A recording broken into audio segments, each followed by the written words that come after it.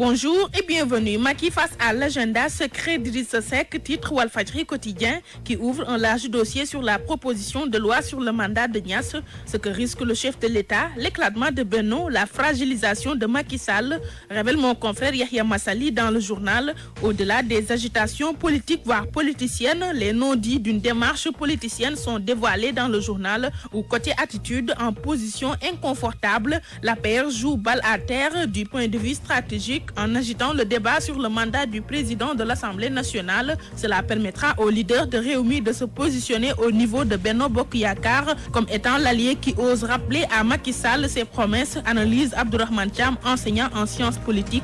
Au final, Idi va conduire à une recomposition du paysage politique avec une opposition forte dont il pourrait être le chef, poursuit le prof en Sciences Po. Et pour son collègue Ibou Sané, Idi secoue le baobab Benno et teste en même temps sa popularité. Dossier à lire dans Walfadjri quotidien. Justement, Macky Sall commence à douter de Benno Bokk Yakaar, rapporte l'Observateur qui fait état de la non-implication des alliés dans la défense du chef de l'État. Et nous parlons du recouvrement des biens mal acquis. Aminata Touré remet 1 milliard de francs CFA au ministère du Budget. Renseigne Le Soleil, 2,4 milliards de francs CFA déjà récupérés. Souligne encore l'As de Anne qui annonce la création prochaine d'une commission de recouvrement des biens mal acquis. Le ministre de la Justice récolte un mystérieux milliard et promet mieux, écrit Walfadjri quotidien. Voile épais sur la traque des biens mal acquis, la montagne accouche d'1 milliard, pense Direct Info. Dame Justice accouche d'une souris, renchérit la Tribune. À la recherche de 2500 milliards volés, elle en trouve un pour le moment, explique le journal.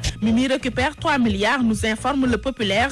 Selon mes confrères du POP, les libéraux démentent toute transaction et exigent les noms de ceux qui ont négocié. Le PDS exige la publication de la liste de ceux qui ont transigé, poursuit Direct Info. À propos de la traque, la Tribune nous livre que la CREI accélère la procédure contre les anciens dignitaires. Pour ce qui concerne la récupération des biens mal acquis, d'après Le Populaire, des commissions rogatoires seront lancées dans 19 pays. L'objectif, identifier tous les comptes bancaires et placements financiers et saisir tous les biens appartenant à Karim Wade et ses co-accusés. Pour le moment, Abbas Jaber casque encore 1 milliard, mentionne le quotidien LAS, alors qu'il a réellement transigé pour 3 milliards de francs CFA, s'interroge le journal Enquête. Abbas Jaber, chèques et zones d'ombre, fait remarquer le journal. En effet, les chèques d'Abbas Jaber et les zones d'ombre suscitent la réflexion chez mes confrères de Enquête, le journal. Dans Libération, la réflexion est portée sur les commissions de la Sudatel. L'affaire relancée, révèle mes confrères. Autre révélation à lire dans le journal Le Quotidien. Il s'agit des entreprises rattrapées par le nouveau code des impôts. Pas de quitus, pas d'argent, indique le journal. Le Trésor leur exige d'être en règle avec le fisc avant tout paiement de l'argent public.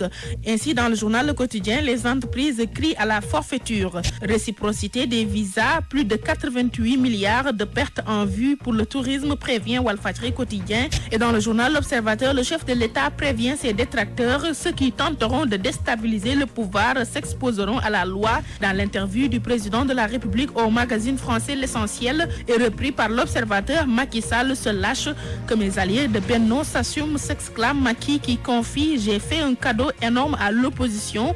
Il nous faut davantage communiquer, préconise-t-il, avant de souligner: je n'ai aucun problème avec Dubaï Port. Des propos du président de la République à lire dans l'Observateur. Et nous parlons de son prédécesseur, Maître Abdoulaye Wade. Selon mes confrères de la Tribune, il sera à Dakar le 16 juin. Comment Wade compte accueillir Obama, écrit le journal qui retrace l'itinéraire du pape du Sopi en foulant le sol sénégalais.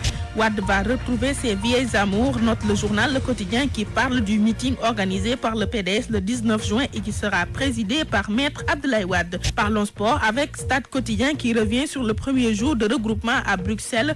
10 lions à l'appel de Giresse, annonce le journal. Lutte, les autres facettes du combat entre Balla et Tafa le 2 juin intéresse nos confrères de Wasport, ce qui empêche de dormir dans les deux camps, à lire dans Wasport. Et dans tout le sport, on